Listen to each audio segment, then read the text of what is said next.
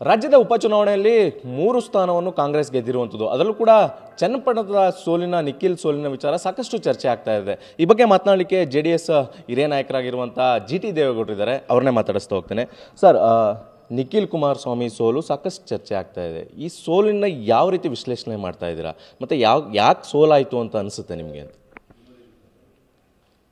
ನೋಡಪ್ಪ, ಚನ್ನಪಟ್ಟಣ ಚುನಾವಣೆಗೆ ನಾನು ಹೋಗಿಲ್ಲ, ನನ್ನ ಕರೆದಿಲ್ಲ ಪಕ್ಷ, ನಾನು ಹೋಗಿಲ್ಲ.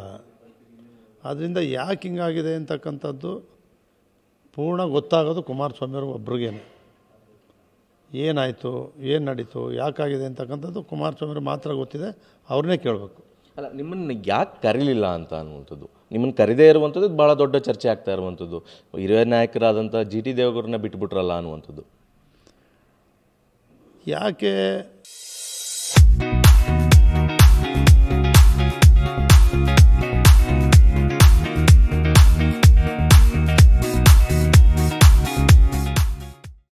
ನನಗನ್ಸೋದೇನು ಅಂತ ಹೇಳಿದ್ರೆ, ನಮ್ಮ ಮಗ ಹರೀಶ್ ಗೌಡಂಗೆ ನೇತೃತ್ವ ಕೊಟ್ಟಿದ್ದರು. ಹರೀಶ್ ಗೌಡನೇ ಬಂದಿದ್ದಲ್ಲ, ಇಂಥ ಒಂದೇ ಬೇಡ ಅಂತ ಬಿಟ್ಟಿದ್ದಾರೆ ಅಷ್ಟೇ. ಅಲ್ಲ, ಮಗ ಬೇಕು ಅಪ್ಪ ಬೇಡ ಅನ್ನೋದು ಏನೋ ಅವ್ರ ಮನಸ್ಥಿತಿ ಹಂಗೆ ಇರ್ಬೋದು ಅಂತ ಅಂದ್ಕೊಂಡಿದ್ದೀನಿ ನಾನು. ಸಾಕಷ್ಟು ನೀವು ಚಾಮುಂಡಿ ಬೆಟ್ಟದಲ್ಲಿ ಮಾತಾಡೋದಂಥ ನಂತರದಲ್ಲಿ ನಿಮ್ಮ ಮಾತಾಡಿಸ್ತಾನೆ ಇಲ್ಲ ಅವರು ಅನ್ನುವಂಥದ್ದು. ನೀವು ಹಲವು ಕಾರ್ಯಕ್ರಮಗಳಿಗೆ ಭೇಟಿ ಆಗ್ತಾನೆ ಇಲ್ಲ ಅಂತ. ನಾನು ಭೇಟಿಯಾಗಲ್ಲ ಅಂದರೆ ಕೋರ್ ಕಮಿಟಿ ಅಧ್ಯಕ್ಷ ಆಗಿ ರಾಜ್ಯ ಪ್ರವಾಸ ಮಾಡಿದ್ದೀನಿ. ಧಾರವಾಡಕ್ಕೂ ಹೋಗಿದ್ದೀನಿ, ಗುಲ್ಬರ್ಗಕ್ಕೂ ಹೋಗಿದ್ದೀನಿ, ಬೆಳಗಾವಿಗೂ ಹೋಗಿದ್ದೀವಿ, ಎಲ್ಲ ಕಡೆ ರಾಜ್ಯ ಬೆಂಗಳೂರಲ್ಲೂ ಸಭೆಗಳು ಮಾಡಿದ್ದೀವಿ, ಎಲ್ಲನೂ ಕೂಡ ಮಾಡಿದ್ದೀವಿ. ಅದು ಅದಾದಮೇಲೆ ಅವರು ನಂಗೆ ಮಾತಾಡ್ಸಿಲ್ಲ, ಕರೆದಿಲ್ಲ, ನಾವು ಹೋಗಿಲ್ಲ. ಕೋರ್ ಕಮಿಟಿ ಅಧ್ಯಕ್ಷರಾಗಿರ್ತಾರೆ, ನಿಮ್ಮನ್ನೇ ಕರೆಯಲ್ಲ ಅನ್ನುವಂಥದ್ದು ಯಾಕೆ ಆಗಿದೆ? ಯಾಕೆ ಕರೆದಿಲ್ಲ, ಏನು ತಪ್ಪು ಅನ್ನೋದು ಅವ್ರನ್ನೇ ಕೇಳಬೇಕು. ನಿಮ್ಗೇನು ಮಾತಾಡಿಲ್ಲ? ನನ್ನ ಜೊತೆ ಯಾರೂ ಮಾತಾಡಿಲ್ಲ, ಯಾರೊಬ್ಬರೂ ಮಾತಾಡಿಲ್ಲ, ಪಕ್ಷದವರು ಮಾತಾಡಿಲ್ಲ, ಅವ್ರ ಮನೆಯವರು ಮಾತಾಡಿಲ್ಲ, ಯಾರೂ ಮಾತಾಡಿಲ್ಲ. ಯಾಕೆ ಅನಿಸುತ್ತೆ ನಿಮ್ಗೆ ಮಾತಾಡ್ತಾ ಇಲ್ಲ? ನನಗೆ ಗೊತ್ತಿಲ್ಲ ಯಾಕೆ ಮಾತಾಡಿಲ್ಲ ಅಂತಕ್ಕಂಥದ್ದೇ ನನಗೆ ಗೊತ್ತಿಲ್ಲ. ಅಲ್ಲ, ಈ ಹಿಂದೆ ಕೂಡ ನಿಮಗೂ ಕುಮಾರಸ್ವಾಮಿ ಅವ್ರಿಗೆ ಮುನ್ಸಿತ್ತು, ಆಮೇಲೆ ಎಲ್ಲ ಸರಿ ಆಯಿತು, ಎಲ್ಲರೂ ಮಾತಾಡಿದ್ರು. ಈಗ ಮತ್ತೆ ಯಾಕೆ ಇದು ಅಂತ ಪದೇ ಮುನ್ಸಾಯಿದು? ಏನು ವಿಚಾರಕ್ಕೆ ಮುನ್ಸಾಗ್ತಾ ಇದೆ ಅಂತ? ಇಂಥವು ಎಷ್ಟೋ ಸಾರಿ ಮಾಡಿದ್ದಾರೆ, ನೊಂದ್ಕೊಂಡಿದ್ದೀನಿ, ಮಾತಾಡಿದ್ದೀನಿ ನೊಂದ್ಕೊಂಡು. ತಿರ್ಗಾ ಅವರೇ ಮಾತಾಡಿದ್ದಾರೆ.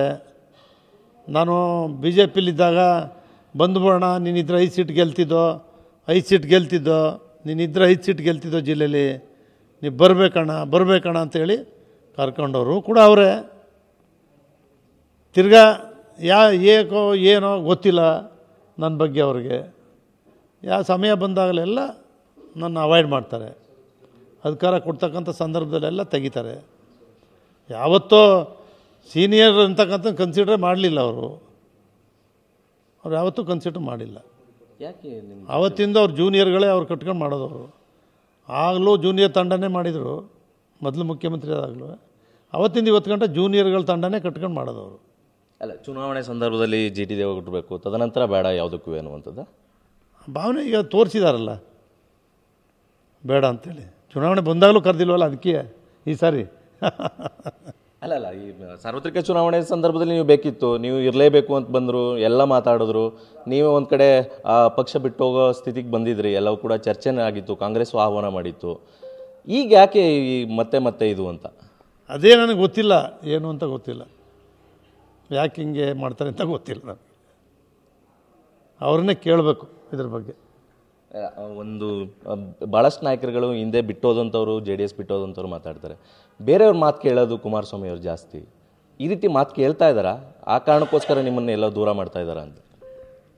ಅವ್ರು ಕೇಳ್ತಾರೋ ಇಲ್ಲೋ ಗೊತ್ತಿಲ್ಲ. ನಮಗೆಲ್ರಿಗೂ ಕೂಡ ಕೇಳ್ತಾರೆ ಅಂತಕ್ಕಂಥ ಒಂದು ನಂಬಿಕೆ ಇದೆ. ಅಥವಾ ಅವರೇ ಬೇರೆಯವ್ರ ಮೇಲೆ ಹಾಕ್ಬಿಟ್ಟು ಅವರೇ ಮಾಡ್ತಾರಾ ಅದು ಗೊತ್ತಿಲ್ಲ. ಜೊತೆ ಇರೋರ ಮೇಲೆ ಹಾಕ್ಬಿಟ್ಟು ಅವ್ರ ಮನಸ್ಸಲ್ಲಿರೋ ತೀರ್ಮಾನ ತಗೋತಾರ, ಅಥವಾ ಅವರು ಸುತ್ತ ಇರೋರ ಮಾತನ್ನೇ ಕೇಳಿ ಮಾಡ್ತಾರ, ಅದನ್ನು ನಾವು ಅರ್ಥ ಮಾಡ್ಕೊಳಕ್ಕಾಗಿಲ್ಲ. ಬಟ್ ನೀವು ಕಾಂಗ್ರೆಸ್ ಕೊಟ್ಟು ಹೋಗ್ತೀರಾ ಅನ್ನುವಂಥ ಚರ್ಚೆಗಳು ಕೂಡ ನಡೀತಾ ಇರುವಂಥದ್ದು. ನಾನು ಜನಕ್ಕೆ ನಿಮ್ಮ ಮಾಧ್ಯಮದಲ್ಲಿ ನೀವು ಸತ್ಯನೇ ತೋರಿಸಿದ್ದೀರಿ. ಚಾಮುಂಡಿ ಬೆಟ್ಟದಲ್ಲಿ ನಾನು ಮಾತಾಡಿದ ಮೇಲೆ ಅವ್ರಿಗೆ ಕುಮಾರಸ್ವಾಮಿನೂ ರಾಜೀನಾಮೆ ಕೇಳ್ಬಿಟ್ರು, ನಮ್ಮ ಪಕ್ಷದ ನಾಯಕರು. ಸಿದ್ದರಾಮಯ್ಯನವರು ಕೇಳಿದ್ರೆ ಸರಿ. ನಾನು ಸಿದ್ದರಾಮಯ್ಯನವರಲ್ಲಿ, ಕುಮಾರಸ್ವಾಮಿಯವರಲ್ಲಿ, ಬಿ ಜೆ ಪಿಯಲ್ಲಿ, ದಳ ಅಲ್ಲಿ, ಕಾಂಗ್ರೆಸ್ಸಲ್ಲಿ ದಿನಾ ಬರೀ ರಾಜೀನಾಮೆ ಕೂಗ್ತಾ ಇದ್ದೀರಲ್ಲ. ಅಭಿವೃದ್ಧಿ ಬಗ್ಗೆ ಯಾರೂ ಕೂಗ್ತಾ ಇಲ್ವಲ್ಲ. FIR ಆದಟ್ಟಿಗೆ ದೇಶದಲ್ಲಿ ಯಾರೂ ರಾಜೀನಾಮೆ ಕೊಟ್ಟಿಲ್ಲ. FIR ಆದ ಕೂಡಲೇ ಕೊಡಬೇಕಾಗಿಲ್ಲ. ಕೊಡಬೇಕು ಅಂದರೆ ನ್ಯಾಷನಲ್ ಲೆವೆಲಲ್ಲಿ FIR ಆಗಿದೆ, ರಾಜ್ಯದಲ್ಲಿ ಎಲ್ಲರ ಮೇಲೂ FIR ಆಗಿದೆ, ಎಲ್ಲರೂ ಲೈನಿಗೆ ಕೊಡಬೇಕಾಯ್ತದೆ. ನ್ಯಾಯಾಲಯದಲ್ಲಿ FIR ಆದಮೇಲೆ ತೀರ್ಪು ಬರಬೇಕು. ತೀರ್ಪು ಬಂದು ತಪ್ಪಿತಸ್ಥ ಅಂದರೆ ಶಿಕ್ಷೆ ಆಗ್ತದೆ, ಆಗ ರಾಜೀನಾಮೆ ಕೊಡಬೇಕು. FIR ಆದಟ್ಟಿಗೆ ರಾಜೀನಾಮೆ ಕೊಡಿ ಅಂತೇಳಿ ಕಾಂಗ್ರೆಸ್ ಮಂತ್ರಿಗಳೆಲ್ಲ ಕುಮಾರಸ್ವಾಮಿಯವರು ಕೇಳ್ತಿರಲ್ಲ. 2 ಲಕ್ಷ ಹೋಟೆಲ್ ಗೆದ್ದಿಲ್ಲ ಅವರು. ಯಾಕೆ ರಾಜೀನಾಮೆ ಕೊಡಬೇಕು? ಅವ್ರು ಕೊಡಬೇಕಾಗಿಲ್ಲ ಅಂತಲೇ ಹೇಳಿದೆ. ಸಿದ್ದರಾಮಯ್ಯನವ್ರು 136 ದಿನದಿಂದ ಗಟ್ಟಿಯಾಗಿ ಕೂತವ್ರು, ಅವ್ರ್ಯಾಕೆ ಕೊಡಬೇಕು? ಅಶೋಕ್ ಅವರು ವಿರೋಧ ಪಕ್ಷದ ಅವ್ರ್ಯಾಕೆ ಕೊಡಬೇಕು? ಇಲ್ಲ ಕೊಡಬೇಕಾ? ನೀವು ಕೊಡಿ, ಎಲ್ಲರೂ ರಾಜೀನಾಮೆ ಕೊಡಿ ಅಂತೇಳಿರೋದೇ ತಪ್ಪ. ಜನರಿಗೆ ನೇರವಾಗಿ ಹೇಳೋದೇ ಬೇಡ, ಮೀಡಿಯಾಕ್ಕೂ ಹೇಳಿದೆ. ನೀವೆಲ್ಲ ತಪ್ಪು, ಬರೀ ಇದನ್ನೇ ತೋರಿಸ್ತಾ ಇದ್ದೀರಿ ನೀವು. ಬರೀ ಮೀಡಿಯಾ ಎಲ್ಲ ಬರೀ ಅತ್ಯಾಚಾರದ್ದು, ಕೊಲೆ ಕೇಸು ಇವನ್ನೇ ಸದಾ ತೋರ್ತಿರಲ್ಲ. ನಿಮ್ಮ ಮಕ್ಕಳಿಗೆ ಏನು ಹೇಳ್ತೀರಪ್ಪ ಮುಂದಕ್ಕೆ ಅಂತಲೇ ನಿಮಗೂ ಹೇಳಿದೆ. ನಾನು ರಾಜ್ಯ ಜನಕ್ಕೂ ಹೇಳಿದೆ, ಎಲ್ಲ ನಾಯಕರಿಗೂ ಹೇಳಿದೆ.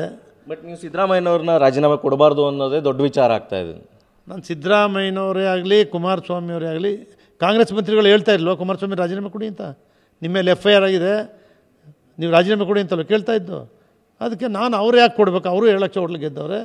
ಸಿದ್ದರಾಮಯ್ಯ ಯಾಕೆ ರಾಜೀನಾಮೆ ಕೊಡಬೇಕು? ಸಿದ್ದರಾಮಯ್ಯನೂ ಕೊಡಬೇಕಾಗಿಲ್ಲ, ಕುಮಾರಸ್ವಾಮಿನೂ ಕೊಡಬೇಕಾಗಿಲ್ಲ, ಅಶೋಕು ಕೊಡಬೇಕಾಗಿಲ್ಲ ಅಂತಲೇ ಹೇಳೋದು ನಾನು.